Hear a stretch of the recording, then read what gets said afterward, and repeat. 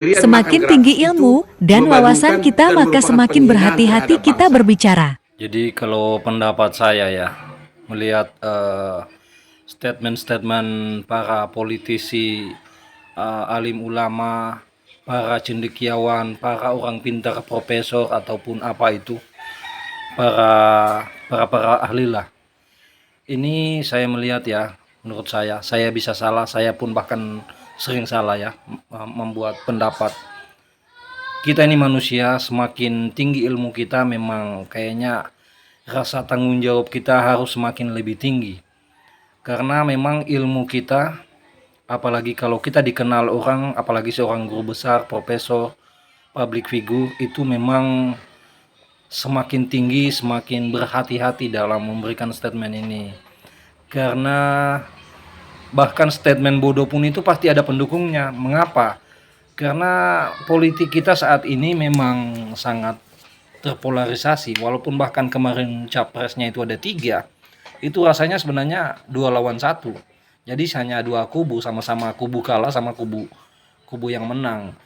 Dan jeleknya kita punya demokrasi ini untuk saat ini ya, beda dengan yang kemarin-kemarin. Terlepas dari kontestasinya, bagaimana cara seseorang itu memenangkan pemilihan, itu sah-sah saja. Yang penting dia jangan melanggar. Nah, kalaupun melanggar, tinggal diperiksa saja siapa yang pelanggaran. Kalau masing-masingnya ada yang melanggar, ya tinggal dihitung saja. Terlepas dari itu semua, sekali lagi saya mengingatkan bahwa kita ini orang-orang pintar, apalagi kalau sudah gelarnya profesor, apalagi di atasnya profesor itu sudah nggak ada lagi ya menurut saya. Kalau profesor berarti orang yang menekuni satu bidang pengetahuan, satu apa ya, keterampilan atau apalah namanya, ahlinya ahli. Itu memang bukan bilang tidak boleh salah, tapi jangan sampai melakukan kesalahan itu yang dalam keadaan sadar itu, konstruksi berpikirnya itu jangan sampai menyesatkan. Apalagi ini di podcast. Pasti sebelum ke podcast itu kita sudah menganalisa pembicaraan kita. Ini kira-kira ini benar nggak ini? Nah, disinilah saya mau bilang ya. Jadi saya pikir ini para orang oknumnya, saya bilang ini oknum profesor, karena profesor ini bukan satu-satunya, banyak kok profesor sekarang yang terkontaminasi dengan politik, akhirnya kecerdasannya itu menjadi tidak berfungsi karena busuknya hatinya itu lebih mendominasi. Jadi memang betul lah pendapat bahwa akhlak itu lebih tinggi dibanding ilmu. Ilmu itu tinggi tapi di atasnya masih ada akhlak. Karena kadang-kadang orang berilmu tinggi pun kalau akhlaknya jelek, hatinya busuk, ya jadinya kayak begini. Mana ada? Coba pergi bicara di depannya orang lapar kamu. Pergi di sana, misalkan di saudara-saudara kita yang di Papua sana. Jangankan makan, fasilitas pendidikan saja, ketersediaan guru, kualitas pendidikan, kualitas infrastruktur, bahkan jalan, pemukiman, itu sangat jauh daripada layak. Dan selama ini APBN ini kita dikorupsi. Semua korupsi berjamaah, tidak usah menyalahkan pusat, tapi memang pusatlah yang mengontrol ini semua, utamanya presiden. Jadi menurut saya presiden dalam hal ini harus tegas. Tidak usah beralibi ini anak. Semua pelanggaran hukum yang nyata-nyata yang kelihatan itu nggak mungkin tidak diketahui oleh presiden. Presiden ini punya telinga dan mata di mana-mana. Jadi karena adanya begini akhirnya banyak muncullah parasit, oknum-oknum profesor parasit begini. Mereka orang pintar tapi kadang-kadang bikin statement itu hanya menonjolkan kebusukan hatinya. Jadi akhirnya begini muncul. Itu tidak luput ya, semua tidak luput dari hal itu ya, termasuk saya. Kadang-kadang saya menyampaikan satu pendapat itu tidak semata-mata karena pemikiran saya. Kadang-kadang sedikit banyaknya ada intervensi rasa sakit hati. Akhirnya kadang-kadang pendapat kita ini menjadi tidak clear, tidak bersih, tidak jernih. Landasannya kadang-kadang. Jadi memang pendapat itu kalau berlandaskan sakit hati itu kadang-kadang orang ini tidak memahami. Akhirnya kadang-kadang ada, kamu ini bagaimana? Jadi sama saja kayak profesor ini, oknum profesor, saya juga tidak tahu. Jadi masyarakat sebenarnya tidak tahu ini profesor atau bukan. Nah, jadi orang sekarang itu dinilai dia profesor atau bukan, dia guru besar atau bukan, itu dari statementnya dia, pernyataannya dia. Karena kita mau nilai dari perbuatannya dia, kan kita tidak bertetangga.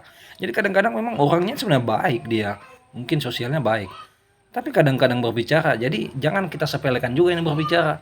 Karena kita ini public figure, orang yang menjadi rujukan, kalau kita menyuluhkan pendapat dan itu sangat menyesatkan, itu berbahaya. Karena pendapat menyesatkan pun saat ini pendukungnya banyak, gaungnya sangat, wah, kan ada yang sakit hati, banyak yang sakit hati. Wah, pasti dibela ini, padahal ini menyesatkan. Makanya saya bilang, ada satu orang penceramah, itu dia dibenci karena melakukan satu kesalahan. Dan yang saya mau ambil poinnya, salah satu penceramah ini, dia itu melakukan ceramah di tempat yang melawan arus. Orang kan rata-rata berceramah itu mungkin di dalam mimbar masjid atau di sebuah acara besar. Dia melakukan ceramah itu di dalam klub malam. Itu yang tempat-tempat orang mungkin maksiat di situ. Pasti masih maksiat situ susah. Karena ya tempat klub hiburan malam itu pasti maksiat. Nggak mungkin di situ klub malam orang apa ya, kebaikan, orang berbagi kebaikan, nggak mungkin, pasti maksiat. Tapi ada seorang ulama, ya menurut saya ulama lah. Nah, tapi mungkin belum layak juga, ya namanya manusia. Jadi saya bilang tidak ada yang manusia yang punya label apapun, ulama, ustadz atau profesor itu bisa menjaga dia punya lisan tidak salah.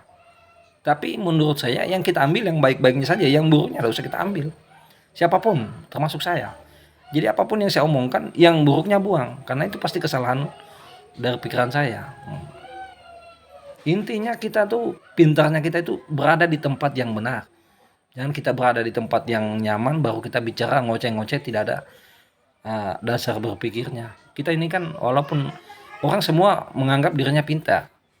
Ya, tapi kan orang ketika merasa dirinya pintar, itu adalah satu celah untuk dia melakukan kesalahan karena dia merasa pintar.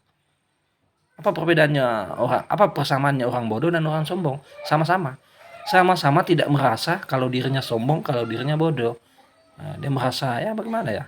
Kadang-kadang orang berbagi, ya kita lihat berbaginya kan bagus. Tapi di satu sisi kita nggak tahu apakah dia sedang menyombongkan diri atau, tapi yang kita ambil yang bagusnya aja berbaginya. Jadi itulah, kayak kemarin tuh ada kejadian pengemis, nggak tahu pengemis atau apa namanya, waria, oknum waria, minta-minta di apotik, nggak dikasih, marah. Dia kayak istilahnya mungkin kena mental, terus dia nunjukin kunci mobil. Lah apa hubungannya kau habis minta-minta kau nunjukin mobil? Ya bodo amat, kau punya mobil, kau tidak punya akhlak, untuk apa punya harta banyak? Ya memang penting juga punya harta. Tapi kan kita kalau cara mendapatkannya tidak halal, tidak berkah. Dan untuk apa kita menyembuhkan semua itu kan titipan ya, harus kita sadar. Memang saya ngomong begini enak, tapi ya begitulah. Oke, sekian.